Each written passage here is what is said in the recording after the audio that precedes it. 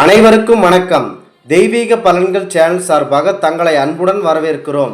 இன்று நம் காணொளியில் காண விரும்புவது ஆவணி மாதத்தில் வரும் திருவோண விரதம் சிறப்புகளை பற்றி இந்த காணொளியில் விரிவாக பார்க்கலாம். வாருங்கள் காணொளிக்கு செல்லலாம். மறக்காமல் ஒரு சப்ஸ்கிரைப் செய்யவும். தமிழ் மாதங்களில் வரும் ஆவணி மாதத்தையே கேரளாவில் வாழும் அனைத்து மக்களும் சிங்க மாதம் என்று அன்போடு அழைப்பார்கள்.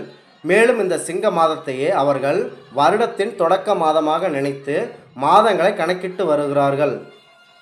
திருவோண விரதம் என்பது பரம்பொருள் பெருமாள் அவர்கள் எடுத்த தசாவதாரங்களில் குறிப்பாக வாமன அவதாரத்தையே போற்றி வணங்கும் முறைக்கு திருவோண விரதம் என்று பெயர்.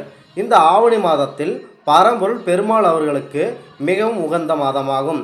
குறிப்பாக உள்ள 27 நட்சத்திரங்களில் பரம்பொருள் சிவபெருமானுக்குரிய திருவாதிரை நட்சத்திரமும் பரம்பொருள் பெருமானுக்குரிய திருவோண நட்சத்திரமும் இந்த 2 நட்சத்திரத்திற்கும் உள்ள சிறப்பு திரு என்று இந்த 2 நட்சத்திரங்களும் அழைக்கப்படுவதுதான். மகாபலி மன்னனுக்காக வாமனராக வந்த பெருமாள் திருவிக்கிரமனுக்காக காட்சி அளித்தது வாமன அவதாரத்தில் மட்டும்தான். பொதுவாக பரம்பொருள் பெருமாள் பல்வேறு அவதாரங்கள் எடுத்துள்ளார். அந்த அவதாரங்கள் எல்லாம் தப்பு செய்தவர்களை தண்டிக்கும் வகையில் இருக்கும்.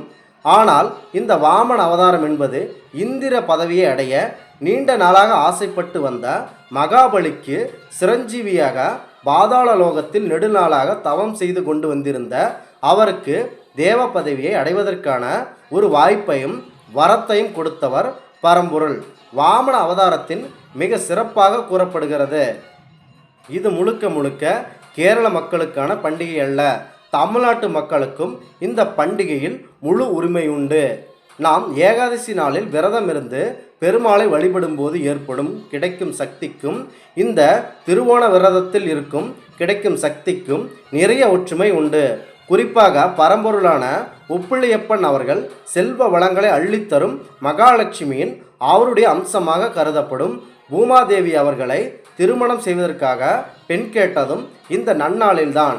திருவோண நாளில்தான் பெண் கேட்டதும் மட்டுமின்றி மார்க்கண்டேய மகரிஷிக்கு மகளாக பரம்பொருள் பூமாதேவி அவர்கள் பெண்ணாக பிறவி எடுத்து பரம்பொருள் ஒப்பிலியப்பன் அவர்களை திருமணம் செய்ததும் இந்த திருவோண நட்சத்திரத்தில்தான்.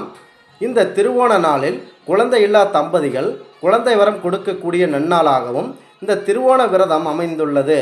ஒவ்வொரு திருவோண சிறப்பு நாளில் ஒப்பிலியப்பன் ஆலயத்தில் துளசி அர்ச்சகரிடமிருந்து பெறும் நபர்களுக்கு குழந்தை பாக்கியம் அளிக்கக்கூடிய கடவுளாகவும் விளங்குகிறார். கேரளாவை ஆட்சி செய்து வந்த மிக பெரிய மன்னரான மாவலி என்ற ஒரு பெரிய மன்னனுக்கு முக்தி அளிக்கக்கூடிய தினமாகவும் திருவோண நாள் அமைந்துள்ளது. மக்கள் தனிப்பட்ட வாழ்க்கையில் நீண்ட நாள் செல்வங்கள் நிலைத்திருக்கவும் வறுமை நீக்கப்பட்டு தனிப்பட்ட வாழ்க்கையில் புன்னகை தவழ்ந்து மக்கள் மனமகிழ்ச்சியுடன் நிம்மதியுடன் வாழ்வதற்கான ஆற்றலை அளிக்கக்கூடிய நன்னாளாகவும் இந்த திருவோண நாள் சிறப்பாக உள்ளது. தமிழகம் மட்டுமின்றி கேரளாவிலும் ஓணம் பண்டிகை சிறப்பாக கொண்டாடப்படும். ஒரு நாளுக்கு முன்பாக திருவோண விரதம் சிறப்பாக கடைபிடிக்கப்பட்டு வரும். இந்த ஓணம் பண்டிகையை மகிழ்ச்சியுடன் வரவேற்பதற்கு இந்த திருவோண விரதம் கடைபிடிக்கப்படுகிறது. எனவே இந்த திருவோண விரத நாளில் பரம்பொருள் பெருமாள் அவர்களை நாம் குடும்பத்தினருடன் மனதார வழிபட்டு அவர் அளிக்கும் அனைத்து விதமான நம்பிக்கைகளையும் ஆசீர்வாதங்களையும் அனைத்து குடும்பத்தினருக்கும் சென்று சேர்வதற்கு இந்த தெய்வீக பலன்கள் சேனல் சார்பாக நாங்கள் மனதார வாழ்த்துகிறோம். மீண்டும் ஒரு நல்லதொரு காணொளியில் உங்களை சந்திக்கிறோம். நன்றி, வணக்கம்.